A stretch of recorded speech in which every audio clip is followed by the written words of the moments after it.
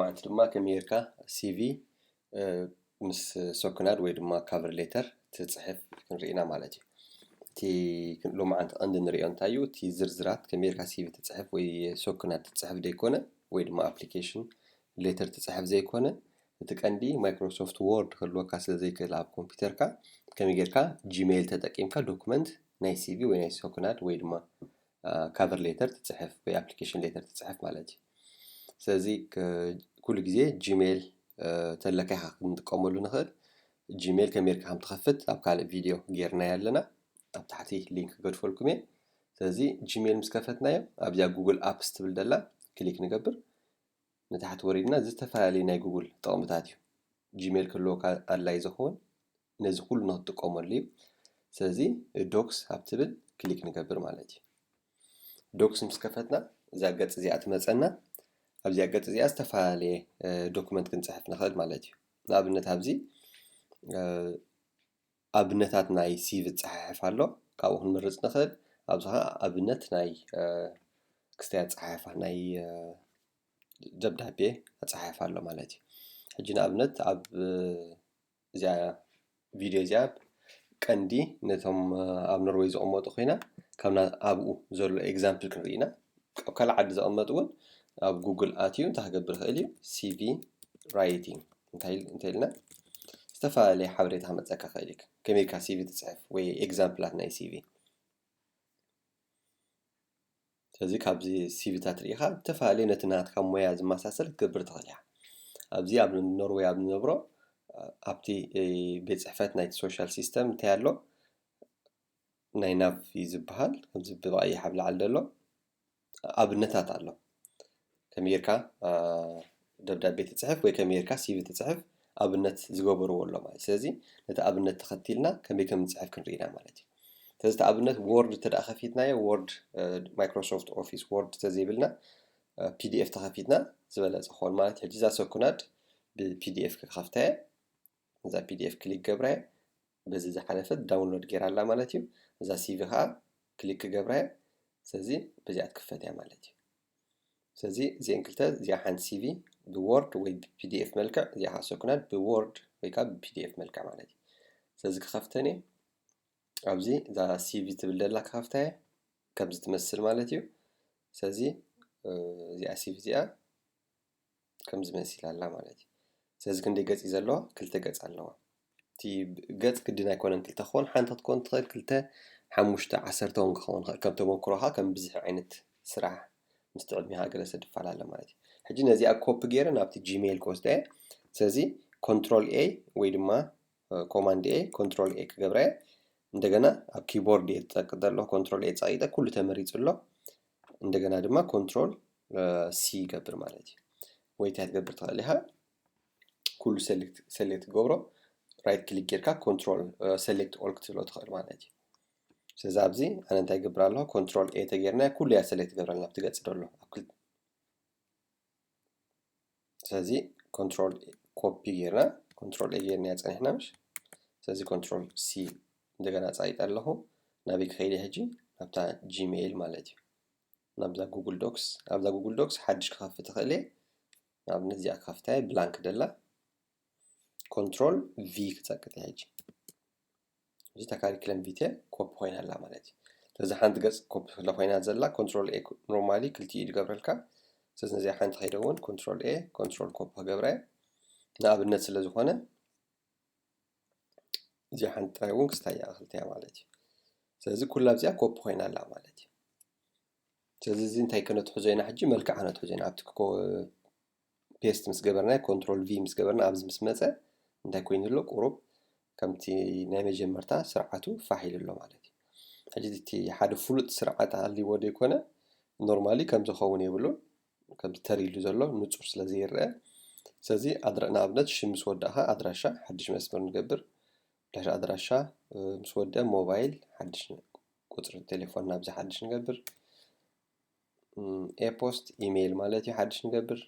ዝተወለድካሉ ሓድሽ ንገብር እዚ ኣብ ኖርዌይ ስታንዳርድ እዩ። ስለዚ ዝበዝሕ ግዜ ከምዚ ኢና ንገብር ኣብ ዝተፈላለዩ ፎርማት ከተትሕዞ ትኽእል ኢኻ በዚ ዘሎ ማለት እዚ ኣብ ካልእ ናይ ማይክሮሶፍት ኦፊስ ወይ ጉግል ዶክስ ድብል ሪኢኹም كميركا إديت تقبرت تريد خليهم مالتي أبزي دلو تكست نغيره مالتي موبايلنا أدراشنا كله كم دنا غيرنا نتصحف تزلك حمدي أزي مسألنا كنبل يبلنا قدنا يكون نزنا أبنت ما أخل شافت قبره ناتي سيف هتصحف تخينا نزبت هجزي نابزي تساقا ما ترجعي لك حمدي قبره مالتي توحده تزيك تفورمات استفعلي ونقبره خلنا نابزه نتصقعنا هل ويابزلو خون خل تزابزي تسقع لنا لزلو بس تسقع وزلو نخيد مالتي كمي جيركا إديت تقبره بتعمي زرزرات وبزح كون سزخل قال ناي مايكروسوفت أوفيس وورد زبل فيديو ريخوم زيادة كستايت قبره حيش ويكا قال فولي كنقبرينا مالتي ناتو زدلو بملو نريو لنا مالتي لزخونه قنت وانا انتايو حجي انت دا مايكروسوفت وورد دي بالكا زبزح كمبيوترات كنتا كمبيوتري هاتقز أنبرت سوفت وير مساعد زلو سزيت قزو سيبها تصحف تدليها أبزوان زها سيفز معاسيها تصحف وي معاسيها سرح تدلتيلنا سرح تزيبلكا كجمر كلها وي دما سرح ابلاي تقبر كلها تقير كلها تقيرونا سيفز دس لزلكا سازي كم زغيرنا جيميل كنتقوملو نخلينا مالتي نزي عند محيشنا استنقبر نخلي زي سيف دي حنساب مصحفنا او ايا سيف تخونلنا حنساب سيف مسكونتلنا نزل على مثلا نتقملا كندا محيشنا ينكاين خنا امنت ابزي سامبور دلو حدا قول علن زبل ابزي صنح الكا دحر توسنه غزي مستمرعخ يفتت قبرها تخل حدا قول عادي زلكا مي بدحر كلتا قرب مع عامتات كلتا تبصح تكون تو تقبرها اجي نزي اسيبي هندا محيش كا تنبر زي مجمرتا غزي وسيدكا 4 ساعات قال توسد تخلي عليون حسيبكا تمكروها كله سلتصحفو بزي حنساب تصحيف كاي كل غزي سلطامكا تبوتيا مالتي نمقمطها كل غزي ابت جيميل او طقميتها تصنحكا مالتي لازم سود أنا كميركا سيفي تصحف فول الفيديو هنقبرينا انتاي مخرط هاكت كنهب نخيل مالتي ويكا انتي حينت سيفي زيادة سحاب زخون حجيقن تا عند علامان كم زولكو جيميل كميركا دوكومنت كتصحف تخيل مرأيس لزخونة بزي اهم ودائنا مالتي تا سكونا نيرات تخونكا تي حانتي دوكومنت نخفتا مالتي تا سكونا تبدأ داونلود مسقبرنا لك هم خاصة كنترول A جرنا كل مرصع كل مسمارتنا كوب جرنا عندنا كنترول C مالتي كنترول تسويها C تو الله ببريكا كيف إنه صح نبينا دوكومنت نخفتلا نبينا كفيتناها استنقبر مالتي قبل نبينا خفتلا تخينا أبزي نزيه أبزي عندنا دوكس اللي كيره نزي أحد مثل تدليا نزي أخاف تخليه ويكا حدش أخاف تخليه حدش مش فسوق تز كوبيز جبركو أبزي بيست جبره نخمسة كنترول في يتوه وي كوماند في أبزي دمالك عت فورمات تي التعراريو كم بدنا جبركو ده تعراره تقالات كابزي بتعمل بوجح توسط تخليها لك عنا زي مساسل قالاتنا تتكلم كان من تسرح قاعد مساسل كير كاسيت جبره كم بدنا فورمات جبره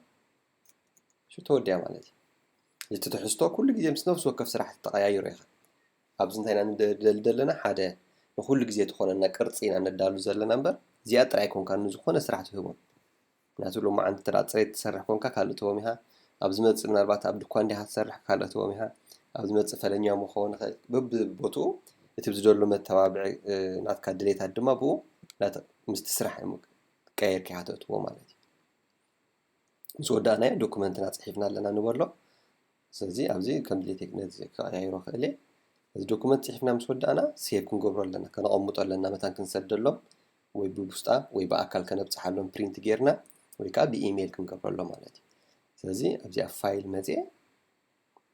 داونلود كبلا خلي تا داونلود وورد ملكا كنقبر نخلينا لك حمزنا هنا مالتي جن أو كمبيوتر كا وورد تزيلكا كفتلكا تزيكل ويقول قال سوون كم حاجة سلزخ الوورد كم زي زحفنا هاي سلزخونه PDF تتكلمنا دبلته زي تغييره فايل متى أبدا داونلود متى PDF دوكيمنت بالدلا أو أكليك جبري مصاد كوا نزل صحف كوا بالPDF ملكعته مصيا مالتي هذي إذا بس حلفت السيا مالتي سازي أبدا بالPDF تصحف على ذا لعل دلا مالتي شو ما غير لا خلي بشو ميك جبره خلي كم كيرة أطول مالتي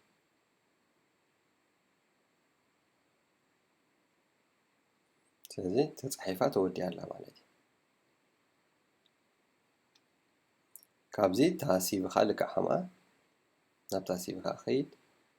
ታሲብ ዝፀሓፍክዋ ዝኾነ ዝቐየርክዎ እንተሎ ይሪኦ ክልተ ገጽ ክገብራ እየ ነታ ንምርኣይ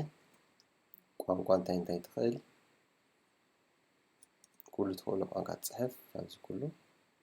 ስለዚ ክንደይ ገጽ ኮይና ኣላ ክልተ ኣብዚ ሪፈራንስ ኣሎ ኣብዚ ኣይፀሓፎን ኣሎ ፎር ስፔሻል እንተ ደኣ ተሓቲታ ክሰደልኩም እየ ድብል ማለት እዩ ወይ ሪፈራንስ ኣለውኻ ቁፅሪ ሓደ ናይ ቀደማ ስራሕኻ ወይ ዝፈልጠካ ሰብ ኣስማቶምን ኢሜይሎም ፅሒፍካ ሓቲትካዮም ፀኒሕካ ፈቓደኛታት ተኾይኖም ማለት እዩ ድሕሪኡ ፋይል ትመጽእ